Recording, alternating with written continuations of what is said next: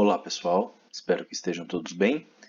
Na videoaula de hoje nós vamos seguir aí com o estudo da cinética química, mas hoje vamos falar especificamente sobre uma substância conhecida como catalisador. Legal? Que entra na reação química para modificar o processo, para um novo caminho, como nós vamos observar. Ok? Então, material na mão e vamos lá. Gente, os catalisadores, o que eles são? Eles são substâncias que a enzima ela é um exemplo de catalisador, tá? Catalisadores são substâncias que, ao interagir com o substrato, esses substratos são os reagentes da reação química, tá? Os catalisadores, no caso aqui, a enzima, entra na reação para permitir que o mecanismo reacional aconteça de uma forma mais rápida, mais efetiva, tá? Ou mesmo possibilitando que uma reação que inicialmente não aconteceria, ela faz com que aconteça. Legal? Isso é um catalisador. Aqui nós temos um exemplo de mecanismo de catálise enzimática. Por quê? Porque toda enzima é um catalisador.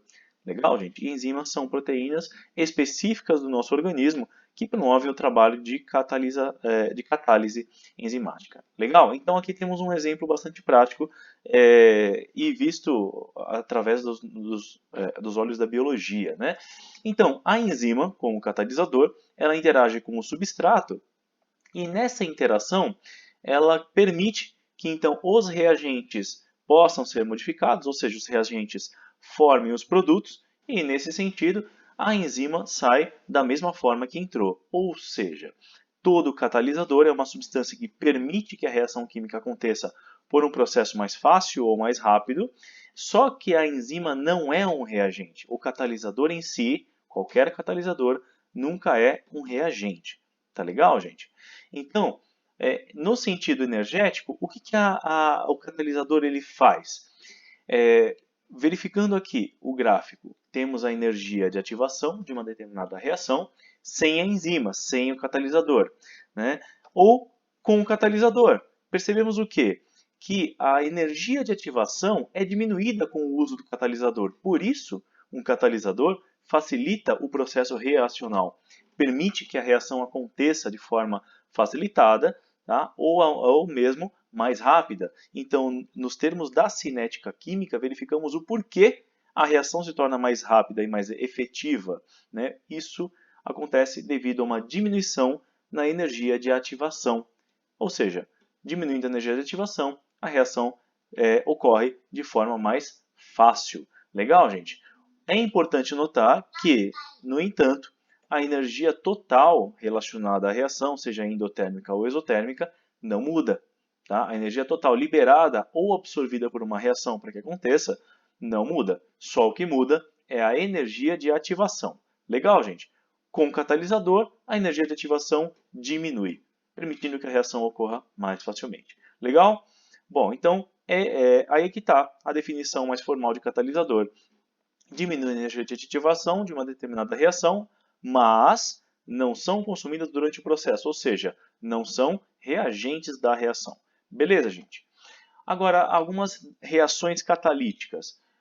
Nós temos as reações denominadas catálise homogênea, que é quando nós temos os reagentes e o catalisador na mesma fase. Aqui no caso, nós temos a fase aquosa, né? Pode ser fase líquida, fase sólida, fase gasosa, fase aquosa, dissolvidos em água, que é o caso do exemplo aqui. Ou seja, se catalisador e reagentes estão na mesma fase, nós temos aí uma solução, portanto, uma mistura monofásica.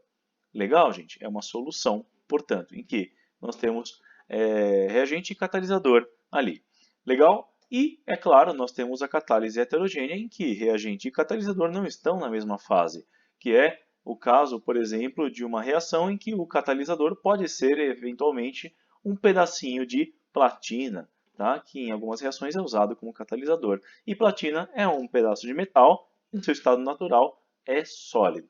Legal, gente? É um exemplo de catálise heterogênea. Reagentes e catalisador estão em fases diferentes. Legal? Bom, vocês devem ter ouvido falar sobre os catalisadores presentes nos escapamentos dos automóveis. Tá? Qual que é a finalidade deles?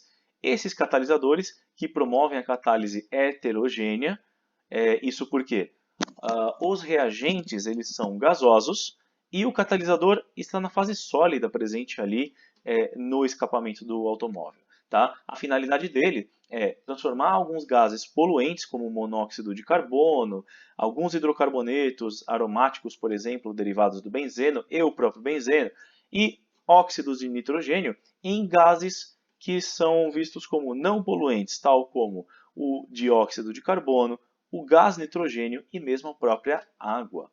Legal, gente? Então essa é a finalidade do catalisador que está presente no escapamento de um automóvel. Tá certo? Pegar os gases poluentes e transformá-los em não poluentes.